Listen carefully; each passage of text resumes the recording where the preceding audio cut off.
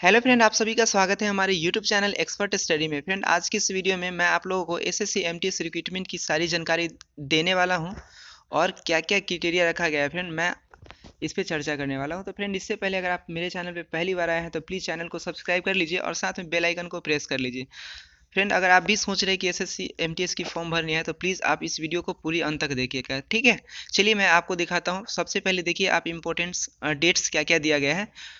Notice multitasking non technical staff examination 2021, जो कि देखिए date for submission of online applications 5/2/2021 to 21/3/2021, यानी कि आपका फॉर्म जो ऑनलाइन हो रहा है फ्रेंड 5/2/2021 से लेकर के 21/3/2021 तक होगा, ठीक है।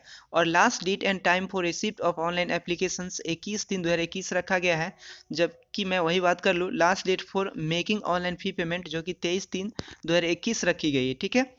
और last date for generation of offline challan 25/3/2021 रखा गया है। Last date for payment through challan during working hours bank 29/3/2021 रखा गया है। Schedule of computer based examination tier 1 1/7/2021 से 20/7/2021। फ्रेंड, यहाँ पे क्या कहा जा रहा है एसएससी के द्वारा कि आपका जो सीबीटी होने वाला है कंप्यूटर बेस्ड टेस्ट, जो कि ये आपका पीटी है ना, टायर 1, जो कि 1/7/2021 से होने वाला है, ठीक है। और यह एग्ज़ाम 20/7/2021 तक होने वाली है, ठीक है।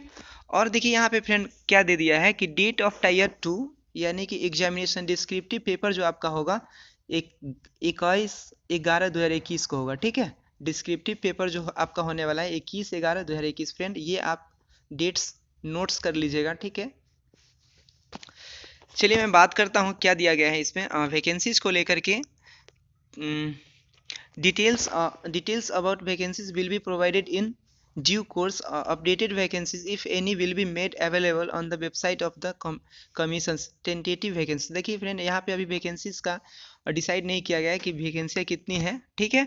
जैसे ही वैकेंसियाँ आती है आपको प्रोवाइड करा दिया जाएगा एसएससी के ऑफिशियल साइट पे, ठीक है। चलिए मैं बात करता हूँ एजुकेशनल क्वालिफिकेशन की, ठीक है। देखिए यहाँ पे 9 में दिया गया है essential educational qualification age on 1/1/2021, यानी कि आपका जो एजुकेशनल क्वालिफिकेशन रहने वाला है वह आपका 1/1/2021 से पहले का होना चाहिए, ठीक है। The candidate must have passed matriculation examination और equivalent from a recognise board, यानी कि फ्रेंड इसका मिनिमम क्वालिफिकेशन जो रखा गया है मैट्रिकुलेशन, यानी कि मैट्रिकुलेशन अभ्यर्थी इस फॉर्म को भर सकते हैं, ठीक है। चलिए मैं बात करता हूँ एग्जामिनेशन फ़ी की, ठीक है। एप्लीकेशन फ़ी की क्या रखा गया है, ठीक है। देखिए यहाँ पे application fee payable R S 100 only, ठीक है। और यहाँ पे दिया गया है friend women candidates and candidates belonging to SC ST, ठीक है, SC ST person with disabilities PWD and ex service man eligible for reservation for पेंटेंट फॉर्म पेमेंट, यानी कि फ्रेंड उस SC ST वोमेन कैंडिडेट्स को यहाँ पे फ़ी पेमेंट नहीं करना है, ठीक है। और क्या दिया गया है फ्रेंड, आपका जो पेमेंट स्वीकारा जाएगा, देखिए यहाँ पे fee can be paid online through भीम UPI net banking by using Visa Mastercard RuPay का क्रेडिट और डेबिट कार्ड्स, यानी कि आप अपना ऑनलाइन पेमेंट कर सकते हैं भीम UPI नेट बैंकिंग के द्वारा, ठीक है। देखिए online fee can be paid by the candidate up to 23/3/2021, ये इंपॉर्टेंस डेट दिया गया है पेमेंट को लेकर के, ठीक है। और देखिए फ्रेंड सेंटर ऑफ एग्जामिनेशन की मैं बात कर लूँ तो ये आपका सेंटर ऑफ एग्जामिनेशन, जैसे कि देख लीजिए आप सेंट्रल रीजन, ठीक है। अगर आप सेंट्रल रीजन में फॉर्म भर रहे हैं या सेंट्रल रीजन में आ रहे हैं तो आपका जो एग्जामिनेशन सेंटर होने वाला है ये भागलपुर, दरभंगा, मुजफ्फरपुर, पटना, पूर्णिया, बरेली, गोरखपुर, है ना। ये सब सीआर रीजन का, ठीक है, सेंटर हो जाएगा, ठीक है। अब मैं फ्रेंड बात कर लूँ एज लिमिट का, ठीक है। एज लिमिट क्या रखा गया है इस फॉर्म के लिए, ठीक है।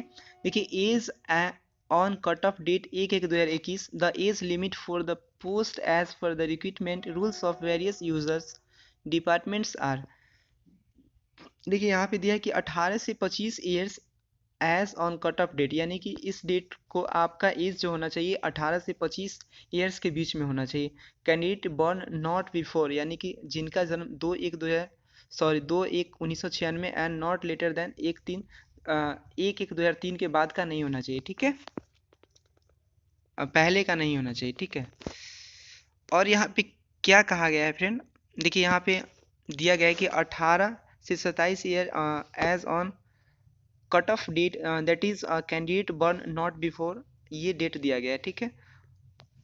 चलिए मैं बात करता हूँ, यहाँ पे देखिए पूरी जानकारी क्या दिया गया है फ्रेंड, कि अगर आप SC/ST कैटेगरी से बिलोंग कर रहे हैं तो आपका एज जो रिलैक्सेशन होने वाला है ये आपका 5 साल होने वाला है, ठीक है।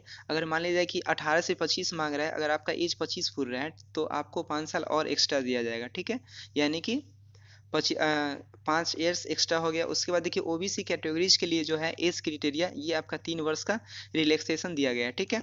और यहाँ पे देखिए PWD के लिए 10 साल, और PWD OBC के लिए 13 साल, और PWD SC/ST के लिए 15 साल दिया गया है। जबकि वही मैं बात कर लूँ एक्स सर्विसमैन की, तो एक्स सर्विसमैन का 3 years after deduction of the military service 3 साल का दिया गया है, ठीक है, उन्हें। और देखिए डिफेंस पर्सन ये सब 3 साल का दिया गया है, ये सब है ना 8 ईयर्स का, ये सब एज क्राइटेरिया हो गया इसका फ्रेंड। और मैं बात कर लूँ सिलेबस की, ठीक है फ्रेंड। देखिए यहाँ पे स्कीम ऑफ एग्जामिनेशन क्या रहने वाली है, तो the examination will consist of a computer based examinations paper 1 and और डिस्क्रिप्टिव पेपर 2, यानी कि आपका फर्स्ट पेपर जो होगा आपका CBT होगा, ठीक है, CBT 1 होगा, पेपर 1 होगा।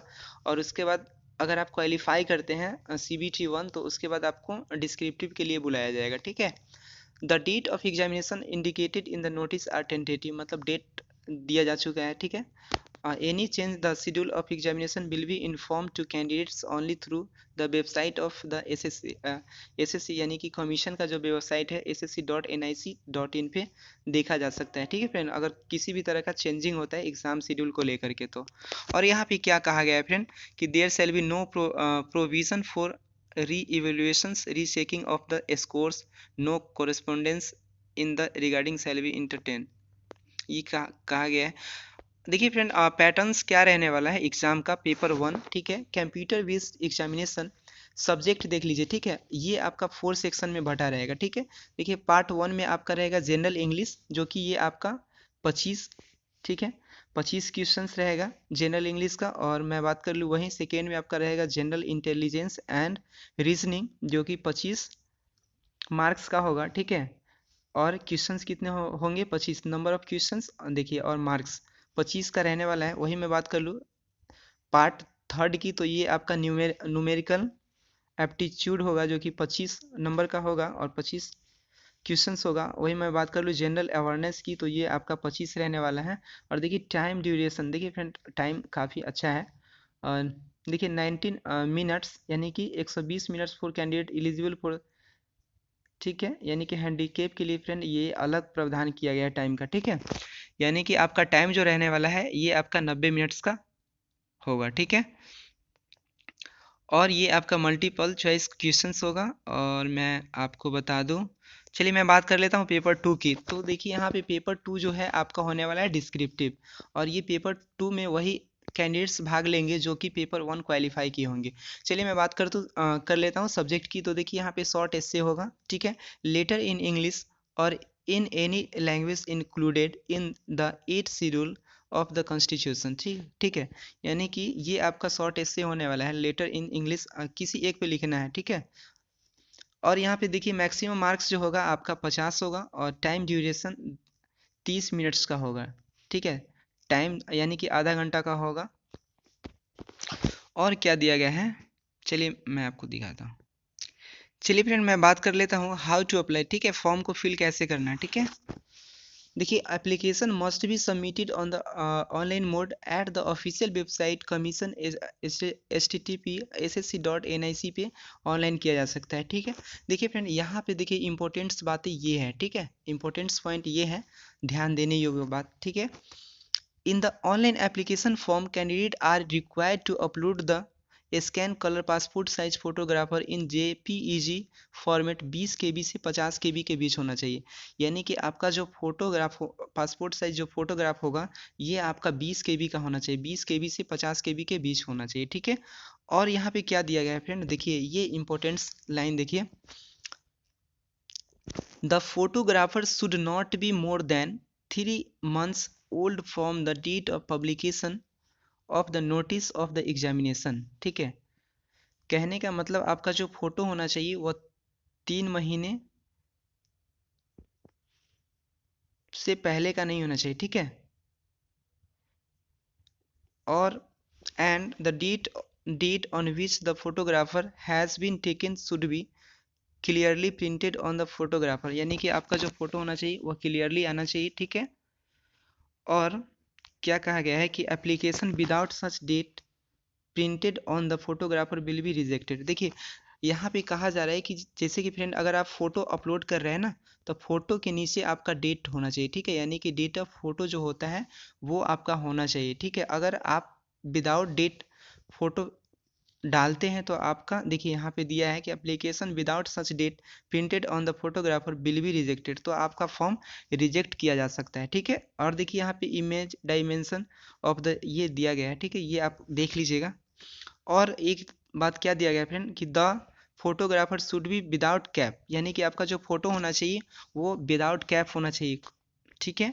और spectacles and both years should be spectacles and both years should be visible, यानी कि आपका जो होना चाहिए दोनों कान कान जो होना चाहिए ना वो दिखना चाहिए, ठीक है।